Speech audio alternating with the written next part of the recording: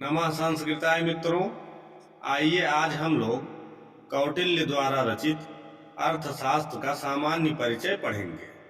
लेखक कौटिल्य, जन्म अनुमानतः 375 ईसा पूर्व, पिता का नाम चणक या चंपक, आवास पाटिलपुत्र, अन्य नाम कौटिल्य या विष्णुगुप्त, अध्ययन तक्षशिला, व्यवसाय चंद्रगुप्त मौर्य के महामंत्री, रचनाएं अर्थशास्त्र और चाणक्य नीति। अर्थशास्त्र ग्रंथ का परिचय। लेखक कौटिल्य, रचना काल लगभग 300 ईसा पूर्व, विभाजन अधिकरण, प्रकरण और अध्याय में। अर्थशास्त्र में कुल 15 अधिकरण हैं, 180 प्रकरण तथा 150 अध्याय हैं। श्लोक बीच में प्रयुक्त श्लोकों की संख्या 340 है। शैली गद्य शैली है। यद्यपि अर्थशास्त्र गद्य में लिखा गया है, किंतु वर्णों की संख्या से यदि छंद बनाएं तो लगभग 6000 अनुष्ठुप छंद बनेंगे। अर्थशास्त्र के 15 अधिकरणों के नाम। प्रथम अधिकरण विनयाधिकारिक, 16 प्रकरण, 21 अध्याय। द्वितीय अधिकरण अध्यक्ष प्रचार, 39 प्रकरण, 36 अध्याय। तृतीय अधिकरण धर्मस्थायी, 20 प्रकरण, 20 अध्याय। चतुर्थ अधिकरण कंटक शोधन, 13 प्रकरण और 13 अध्याय। पंचम अधिकरण योग वृत्त, 7 प्रकरण और 6 अध्याय।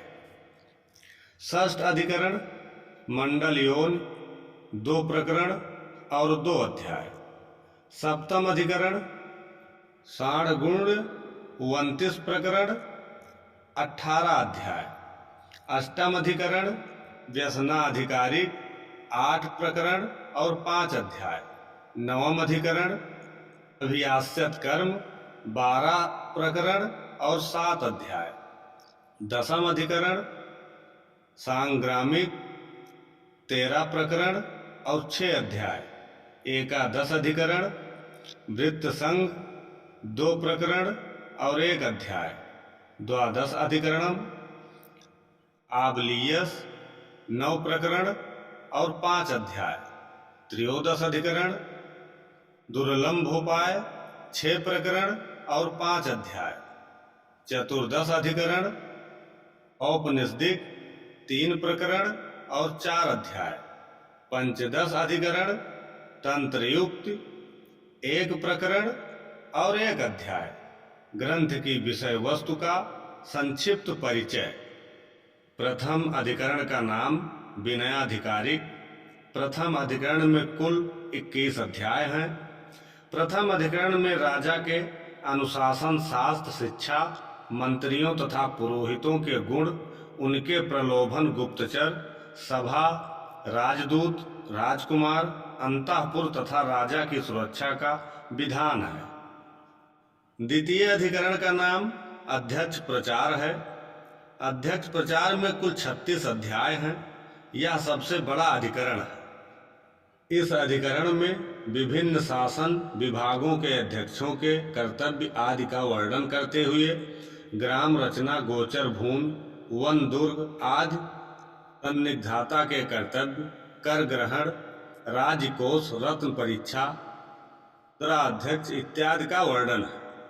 तृतीय अधिकरण का नाम धर्मस्थायी है। इस अधिकरण में कुल 20 अध्याय हैं। इस अधिकरण में न्याय शासन, विधि नियम, विवाह प्रकार, दाम्पत्य के कर्तव्य, स्त्री धन, पुत्रों के 12 वेद, दाय विभाग तथा व्यवहार के विषय में विवेचन किया गया है। चतुर्थ अधिकरण का नाम कंटन शोधन है। इस अधिकरण में 13 अध्याय हैं। इस अधिकरण में शिल्पियों तथा व्यापारियों की विपत्तियों से रक्षा, भ्रष्टाचारियों का दमन, विभिन्न अपराधों के लिए दंड की व्यवस्था आदि का निरूपण है। पांचवा अधिकरण योग वृत्त के नाम से जाना जाता है। इस अधिकरण में कुल 6 अध्याय हैं। इस अधिकरण में पांशुवध, राजकोष, वृद्धि, कर्मचारियों का भरण पोषण, राज्य संकट का प्रतिकार आदि वर्णित है। छठे अधिकरण का नाम मंडल योनि। इस अधिकरण में 2 अध्याय हैं। इस अधिकरण में मंडल की रचना, राज्य की 7 प्रकृतियों, अंतरराष्ट्रीय संबंध तथा 3 शक्तियों का वर्णन है। 7 प्रकृतियां हैं। पहला है राजा, दूसरा है अमात्य, तीसरा है राष्ट्र, चौथा है दुर्ग, पांचवा है कोष, छठा है बल, सातवां है सुहृत। 3 शक्तियां, पहला है उत्साह, दूसरा है मंत्र, तीसरा है प्रभु शक्ति। 7वें अधिकरण को षाड्गुण के नाम से जाना जाता है। इस अधिकरण में कुल 18 अध्याय हैं। इस अधिकरण में संधि, विग्रह, आसन, यान या आक्रमण, संशय और अधिभाव के रूप में राजनीति के 6 गुणों का विचार किया गया है। इसमें सेना की कमी तथा आदेशाक्रमण जैसे विषयों का भी निरूपण है। 8वां अधिकरण व्यसनाधिकारिक नाम से जाना जाता है। इस अधिकरण में कुल 5 अध्याय हैं। इस 5 अध्यायों में राजा पर मृगया, धूत, स्त्री सेवन आदि दोषों के कारण आए विपत्तियों का एवं राष्ट्र पर आए अन्य संकटों का वर्णन है। 9वां अधिकरण अभियास्यत कर्म है। इस अधिकरण में 7 अध्याय हैं। 9वें अधिकरण के अध्यायों में युद्ध विषयक संपूर्ण वृतांत है। इसमें अर्थ, अनर्थ तथा संशय संबंधी आपत्तियां और उनके प्रतिकार के उपायों से प्राप्त होने वाली सिद्धियां हैं। 10वें अधिकरण को अंग्रामिक कहा जाता है। इस अधिकरण में कुल 6 अध्याय हैं। इन अध्यायों में छावनी का निर्माण, आक्रमण के समय सेना की रक्षा, कूट युद्ध में सेनाओं के कार्य, प्रकृत व्यूह, विकृत व्यूह और प्रतिव्यूह की रचना इत्यादि का वर्णन है। 11वां अधिकरण का नाम वृत्त संघ है। इस अधिकरण में मात्र 1 अध्याय है। इसमें विभिन्न व्यवसायों के संघों को वश में रखने, सामाजिक नीतियों के प्रयोग, संघ तोड़ने तथा उपानसुवध का वर्णन है। 12वां अधिकरण आबलियस नाम से जाना जाता है। इस अधिकरण में 5 अध्याय हैं। इसमें दुर्लभ राजा के द्वारा शक्ति बढ़ाने के उपायों का वर्णन है। शक्तिशाली शत्रु के राज्य में दूत भेजना, गुप्तचरों का प्रयोग, संपत्ति नाश कराना, आपूर्ति का अवरोध इत्यादि दुर्लभ राजा करते हैं। 13वां अधिकरण दुर्लभोपाय है। इस अधिकरण में 5 अध्याय हैं। इसमें शत्रु के दुर्ग को अधिकृत करने के विविध उपायों का एवं विजित राज्य में शांति स्थापना का वर्णन है। 14वां अधिकरण औपनिषदिक नाम से जाना जाता है। इस अधिकरण में 4 अध्याय हैं। इन अध्यायों में हत्या, अंधीकरण, अपने को अदृश्य बनाना, अंधकार में देखना, शत्रुवध के लिए मंत्र औषधि का प्रयोग, इन प्रयोगों की प्रतिकार इत्यादि रहस्यपूर्ण विषयों का वर्णन है। 15वें अधिकरण का नाम तंत्र युक्ति है। इसमें 1 अध्याय है। इसमें ग्रंथ की विषय वस्तु तथा अर्थ निर्णय के लिए सहायक युक्तियों का प्रतिपादन है। महत्वपूर्ण तथ्य कौटिल्य के अनुसार अर्थ का अभिप्राय है मनुष्यों की बस्ती अर्थात वह प्रदेश जिसमें मनुष्य बसते हैं। अर्थशास्त्र उस शास्त्र को कहते हैं जिसमें राज्य की प्राप्ति और उसके पालन के उपायों का वर्णन हो। कौटिल्य ने 2 प्रकार के संघ राज्यों का उल्लेख किया है।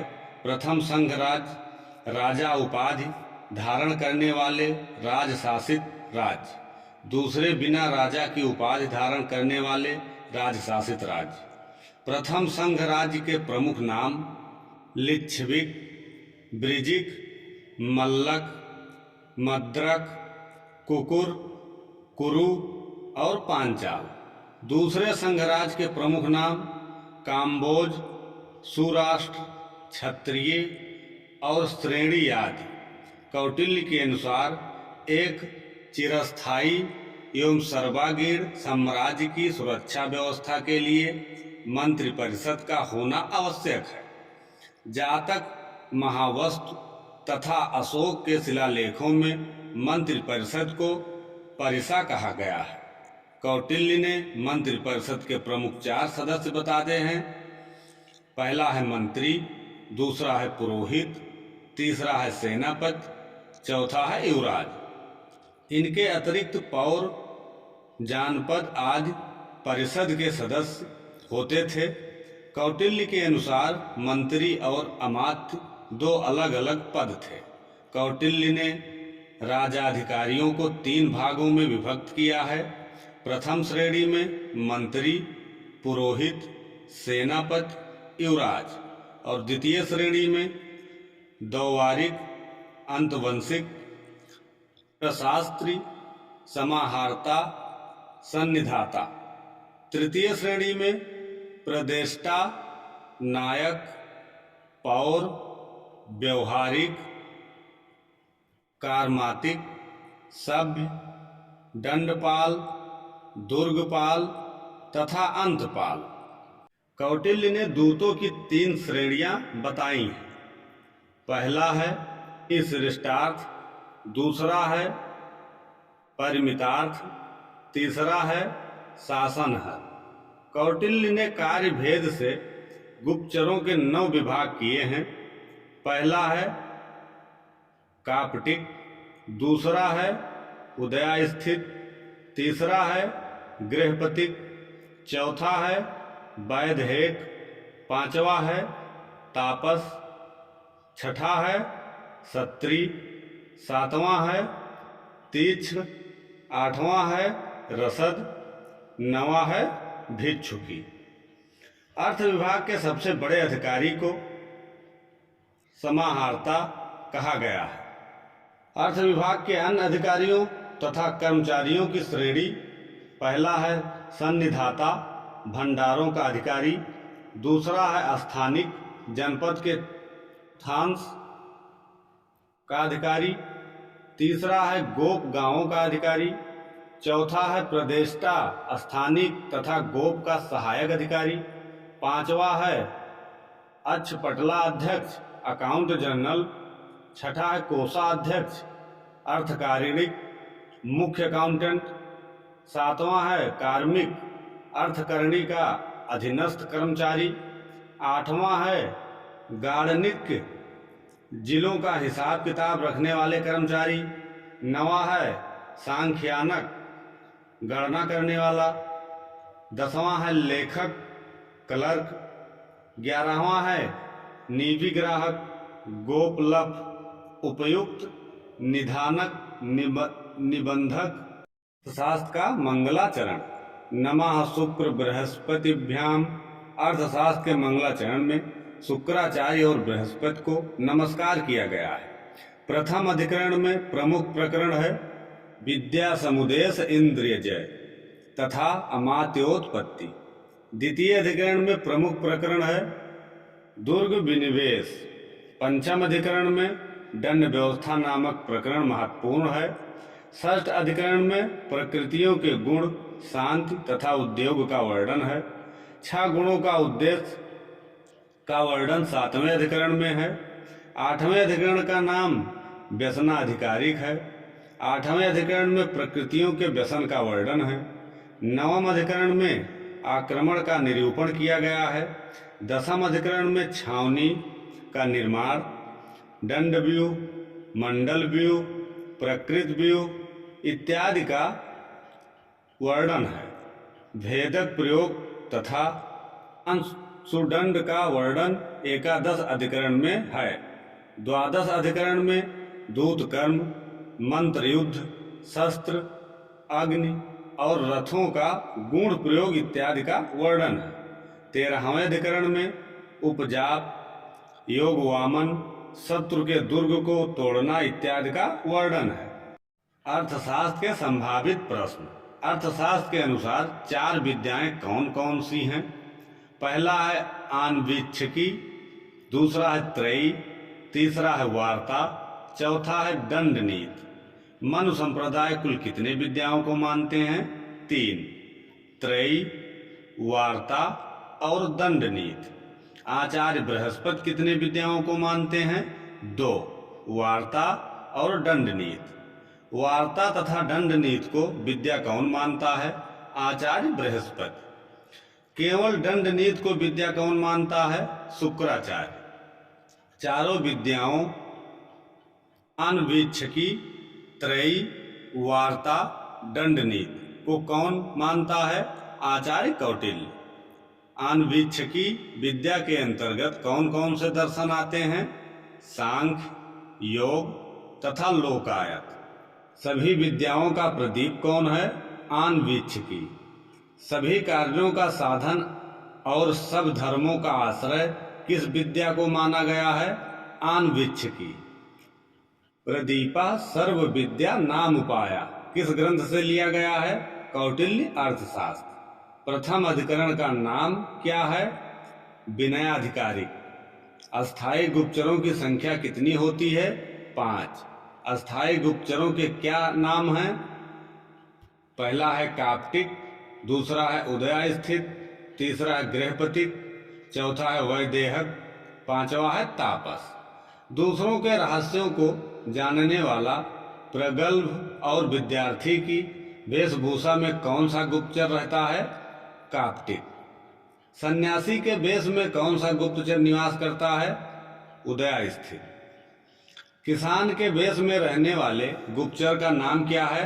गृहपतिक।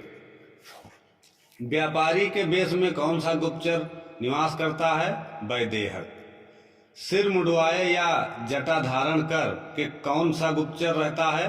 तापस।